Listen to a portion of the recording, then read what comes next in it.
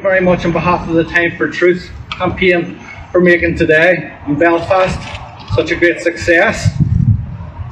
The news just in from the other groups across Ireland has been supported right across the island. Thank you very much also to the families and our supporters and our local representatives and our NGOs for helping us organise this and helping to amplify the message that we have and get people back out onto the streets. My name is Ciarán MacAirt. I am the grandson of John and Kathleen Irvine, two of the many victims of the MacAirt Bar massacre of 4th of December 1971. My grandmother Kathleen was one of the 15 civilians that was murdered that night. My grandfather John was badly injured and scarred for life. Among the dead were two children. At that point in the conflict and our history, it was the single greatest loss in any single event since the Nazi Blitz of Belfast. But before we buried our loved ones, the British state buried the truth. So from the moment the bomb exploded, our families have had to fight for scraps of truth and justice. We are not special. We are just a few ordinary families among tens of thousands of families who have had to fight for truth and justice for generations.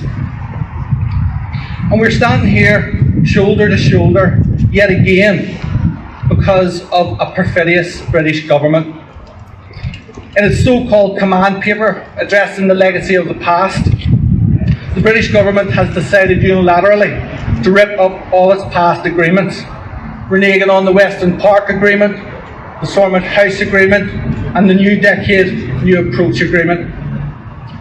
It is also reneging on its own 2018 Northern Ireland Office consultation addressing the legacy of the past. And if you remember, the families of the Time for Truth campaign submitted nearly 15,000 of the 17,500 responses to that consultation. All we have to do is look at the state of the British government and its Brexit deal across the water. This was an international deal that it voted for, it negotiated and it signed. It hasn't even implemented it yet and is trying to squirm out of it. The British government is consistent. It's consistent in its lies and its untrustworthiness, and our families do not expect anything less from it. But under the cover of COVID-19, the treatment of the British government to victims and survivors of the conflict, its abuses and its gaslighting has been particularly twisted and bitter. In the New Decade New Approach Agreement of January 2020, the British government committed to legislating for the Stormont House Agreement within 100 days. Over 600 days later, all we have are threats from the British government that it is going to rip up the Stormont House Agreement and put it in the bin.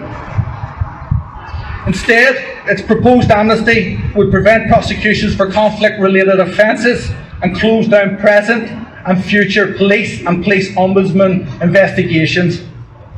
It would shut down civil actions and legacy inquests. Britain's legacy proposals would embarrass tin pot dictatorships over the last century. It's not interested and it doesn't care about any of our families, and we know that. But we also know that it is trying to bury its war crimes in Ireland and trying to protect its killers and its human rights abusers. But the families of the Time for Truth campaign are not alone in its fight for truth and justice. You're standing here with us today, and there's also universal opposition to the British amnesty proposals domestically and internationally. The Irish government and all parties on the island of Ireland are against them. They were rejected unanimously in a motion brought before the Northern Ireland Assembly. As I said, nearly 15,000 of our family members and supporters rejected them as far back in 2018. The Victims Forum rejected the proposals, and they don't have the blessing of the main churches. Our leading NGOs and legacy advocacy groups rejected them, including the Pat Finucane Centre, which has been very helpful in organising this event today and across the country. The list goes on too. The British government's legacy proposals are strongly opposed by the Northern Ireland Human Rights Commission, leading academics and the Model Bill team, John Boucher of the Canova team, and the Law Society just yesterday.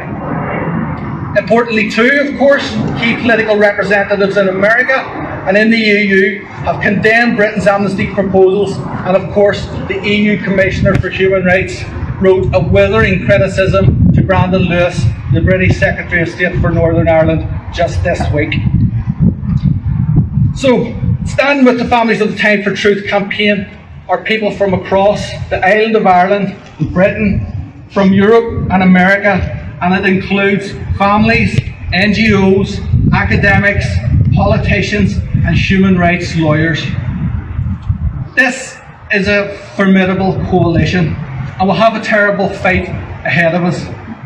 But we will not allow some owl soak or some absentee landlord or some Tory death cult party rain roughshod over our human rights again. We will have to fight them legally, academically, politically and morally. Our family's message to Boris Johnson, Brandon Lewis and the perfidious British government is clear. All families have a right to truth and justice. Thank you very much.